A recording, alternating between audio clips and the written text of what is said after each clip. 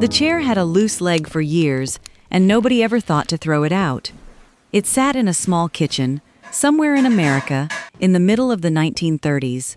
One back leg had gone wobbly, the kind of wobble that makes a chair lean when you sit down wrong. In a lot of homes today, that chair would already be out at the curb. Back then, it just waited for a quiet afternoon. The father turned it upside down on the kitchen table. He worked a little glue into the joint, wrapped the leg tight with a strip of old cloth, and set a heavy iron pot on the seat to hold everything in place overnight. By morning, the chair was solid again. It stayed in that kitchen for another 30 years. Children grew up around it, grandchildren sat in it, and not one of them ever knew it had once been broken. Now think about the last thing that broke in your house. A drawer that stopped closing, a small appliance that quit halfway through the morning, a shoe that split at the seam. Be honest with yourself. You probably didn't ask how to fix it. You asked where to buy another one, or how fast someone could bring a new one to your door. That is the whole story right there. The distance between those two houses is not money. It is a single question. Because the old home asked one quiet question about almost everything it owned. Not where do I get a new one, but how do we make this last? Make the chair last. Make the coat last. Make the shoes last through one more winter. Make the dollar last until Friday. Make the soap last down to the final sliver, and then press that sliver into the next bar, because even soap was worth saving. It sounds small. It was not small. It was a way of running an entire household. And here is the part that gets left out of the sweet, soft focus version of the past. Those years were hard. There was real hunger. There was fear that sat down at the table with the family. There was a father who came home some evenings with nothing to show and nothing to say. Nobody should pretend the 1930s were a beautiful time. They were not. But something lived inside those difficult walls that we have lost track of. A truly poor house could still be one of the most capable places you ever walked into. It was short on money and long on skill. Short on comfort and long on plans. It did not have much. It knew exactly what to do with the little it had. That is what this is really about. Over the next half hour, we are going to walk through 25 things the Depression-era home made last. Clothes, furniture, money, everyday things most families now toss out without a second thought. But this is not a museum tour of old objects behind glass. Every one of these is proof of the same thing, that a family could have almost nothing and still not be helpless. And if you grew up in a home where a mother kept buttons in a tin, where a father fixed things at the kitchen table on a Sunday, where a coat came down from an older brother and got worn 2 more years, you did not just grow up around old habits. You grew up inside the memory of this decade, whether anyone ever said the word depression out loud or not. So before we start, hold on to that one question. It is the thread that ties all 25 of these together. It is the question that built a certain kind of home and quietly disappeared from another. How do we make this last? Let's walk through the house. Start with what touched the body first thing every morning: clothes. A shirt in the 1930s did not have one life, it had 3 or 4, and a mother knew each of them by heart. The first thing they made last was the collar. A man's good shirt wore out at 2 places long before the rest gave up. The collar and the cuffs, right where the skin rubbed the cloth day after day. So when the collar frayed, nobody threw the shirt away. A woman would take her scissors, carefully remove the collar, turn it over, and sew it back on with the worn edge hidden underneath, fresh side out. From across the room, that shirt looked new again. The man wore it to church, to a job interview, to whatever mattered, and no one knew the collar had already lived a whole life on the other side. How do I start? That is a woman looking at a worn shirt and asking, quietly, how do we make this last a little longer? Which brings us to the elbows and the knees. These days, a hole in a sleeve means the shirt is finished. Back then, a hole meant it was time to sit down with the needle. A patch went over the elbow, sometimes matched, often not, and after a while nobody cared. A boy's trousers got reinforced at the knee before they ever wore through, because a mother could see the thin spot coming the way you see weather coming. The patch was not shameful. In a working neighborhood, a mended elbow said something true about a family, that they took care of what they had. What we now call distressed and pay extra for, they simply called Tuesday, and then the clothes moved. Not to the trash, down the line. A coat did not belong to one child, it belonged to the family. The oldest boy wore it first, and when he grew, it came down to the next one, and then the next, each time let out at the seams, the hem dropped, a button replaced. A girl's dress passed to a younger sister the same way. There is a particular memory a lot of people carry from those years, the feeling of putting on a coat that still smelled faintly of your older brother, a little too big in the shoulders, and knowing you would grow into it by spring. That coat was not secondhand. It was inherited. There is a difference, and the old home understood it. Some of those clothes started their life as something else entirely. Flour and feed came to the house in big cotton sacks, and the companies that sold them figured out something clever. Women were using those sacks to make dresses, aprons, curtains, underthings for the children. So the companies started printing the sacks in flowers and stripes and cheerful patterns, so a girl could have a pretty dress, and her mother would keep buying that brand of flour. Think about that for a second. A little girl in a brand new dress, spinning to watch it flare, and that dress had carried 50 pounds of flour into the house a month before. Her mother saw a dress where the world saw an empty sack. That is the whole mind of the Depression-era home in one image. As the children grew, the clothes grew with them. A hem was not the bottom of a dress. It was a reserve. Mothers left extra fabric folded up inside the hem on purpose, so that next year, when the child shot up, they could let it down 2 inches and buy another season. Sleeves came down the same way. A good dress was built to be lengthened, the way a good house is built to be added onto. Compare that to now, when a child outgrows something and it goes straight in a bag for the curb, not because it is worn, but simply because it no longer fits. The old dress was designed to keep up with a growing child. Ours are designed to be replaced. And when something finally did wear thin, the needle came out again. Socks got darned. You may still remember the little wooden egg, the darning egg, that slid inside the sock to hold its shape, while a grandmother wove new thread across the hole in a tight little basket weave. Nobody threw out a sock over one hole. That would have been unthinkable. Sheets that wore through in the middle got a treatment people have completely forgotten. You cut the sheet right down the center, where it was thin, and sewed the 2 strong outer edges together in the middle. Sides to middle, they called it. The worn part became the new hem. The strong part carried the weight, and the sheet lasted years longer. A worn sheet was not garbage. It was a repair waiting to happen. The same hands that mended cloth kept the furniture standing. We already talked about the chair with the loose leg. Multiply that across a whole house. A wobbly table got a shim and a fresh screw. A drawer that stuck got a rub of candle wax along the runner. A chair with a worn-out seat got recaned or rewoven right there in the kitchen by someone who had learned it from someone else. The furniture in that house carried the marks of the whole family. The ring where a hot pot sat, the worn spot on the arm of a chair where a father rested his hand every evening. It was not damage, it was a record, and you do not throw out a record of your own life. This is where the old home really separated itself from ours. It kept the things that did the fixing. There was a drawer, or a box, or a corner of the cellar, where the tools lived. Not many, and nothing fancy. A hammer, a few screwdrivers, a whetstone, a knife that got honed on that stone until it was thin from decades of sharpening. Nobody in that house threw out a knife because it went dull. You sharpened it.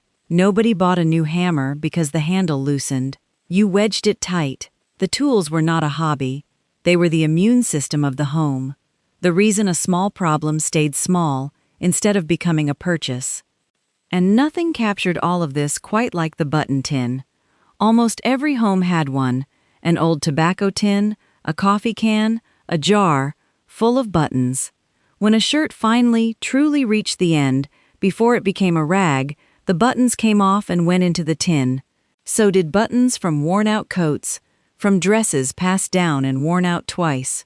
Then, one evening, a button popped off a good shirt, and a mother opened that tin and searched through 50 years of family history until she found one that matched, or close enough. To a child, that tin looked like clutter. It was not clutter.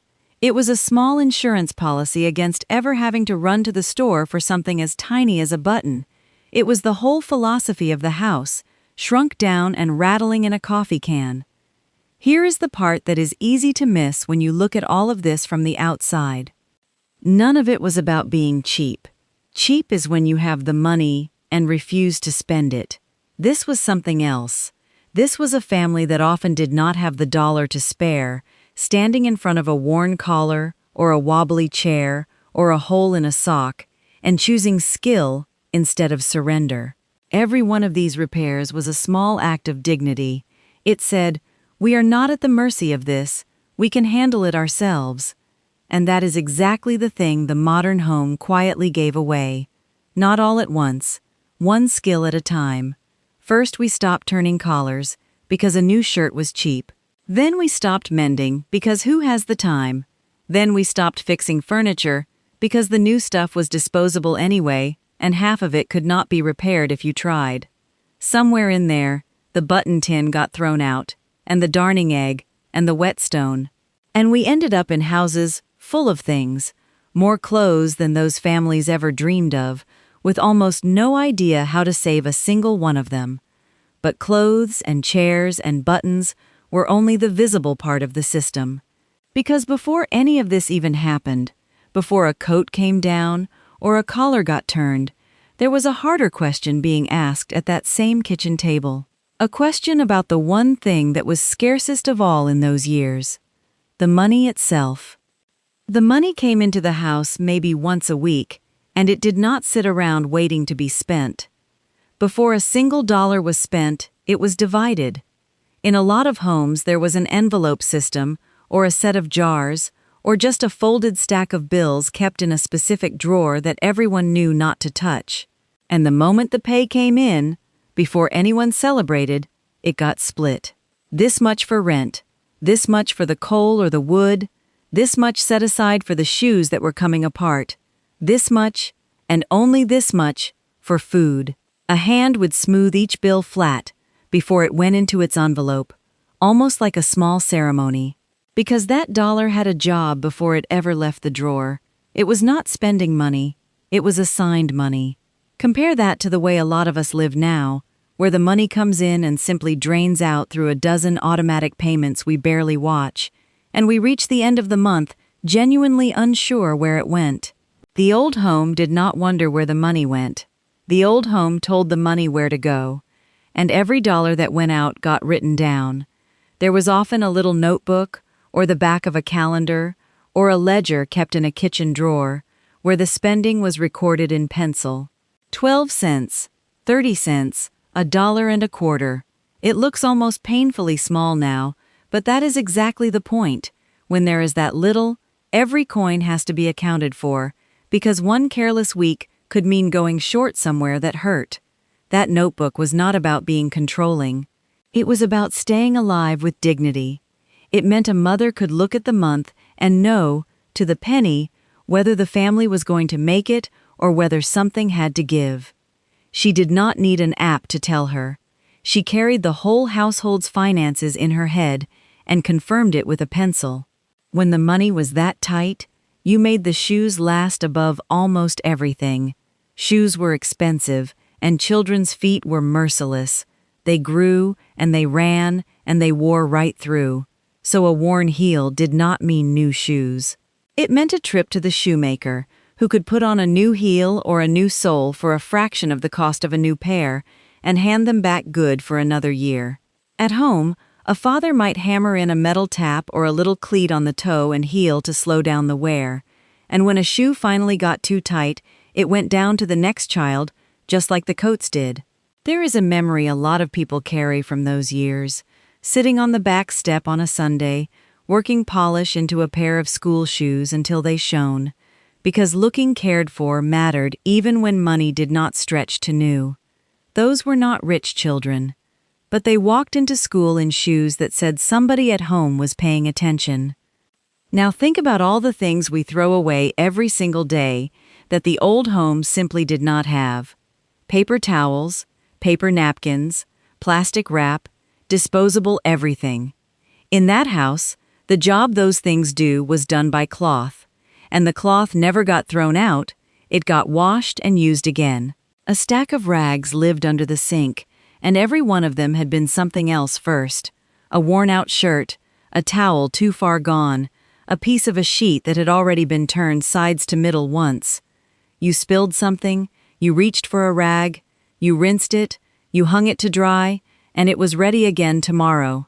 A cloth napkin sat folded at each place at the table and went back on the shelf after the meal. The modern kitchen buys a roll of paper, uses it once, and buys another roll, and calls that convenience.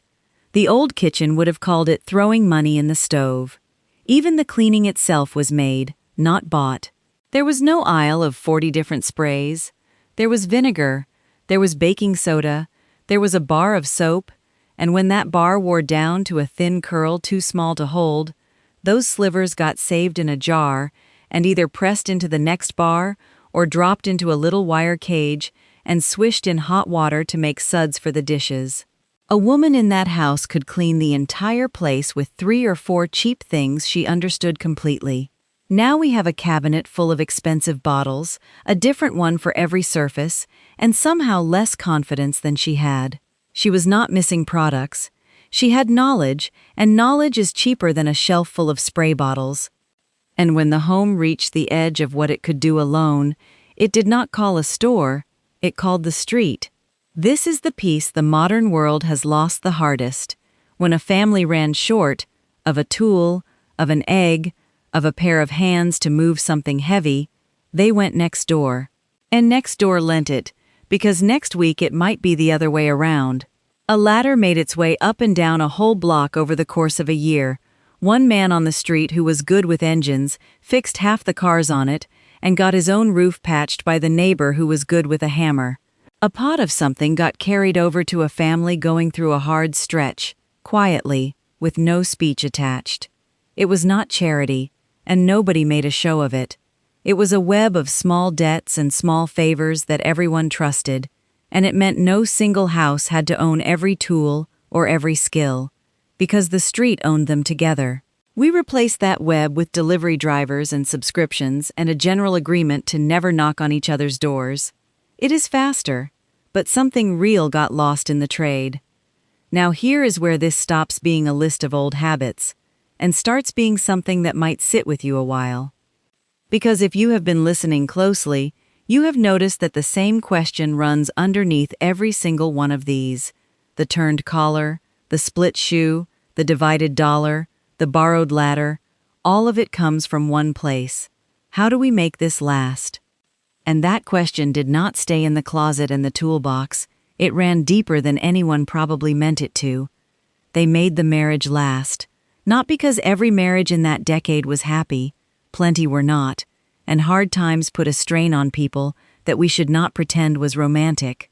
But when things went wrong between two people, the first instinct was not to ask whether this could be replaced. It was to ask whether it could be repaired. The same hands that turned a collar and shimmed a chair turned toward each other with that same stubborn patience. Make it work, make it last. Get through this winter, and then the next one. They made the patience last. A child who wanted something learned to wait for it. Wait for the season, wait for the money, wait for the shoes to come down from an older sibling. Waiting was not treated as a defect or a failure of the system. It was simply part of being alive in a family with limits, and that patience became a kind of strength that stayed with those children for the rest of their lives, long after the hard years ended. And somehow, against everything, they made the hope last. That is maybe the hardest repair of all. To sit at a table where the money did not quite reach, with a radio in the corner carrying bad news about the wider world, and still get up the next morning and turn the collar and polish the shoes and divide the dollar and lend the latter, that takes a kind of hope that has nothing to do with optimism. It is not a feeling, it is a practice. You make hope last the same way you make everything else last.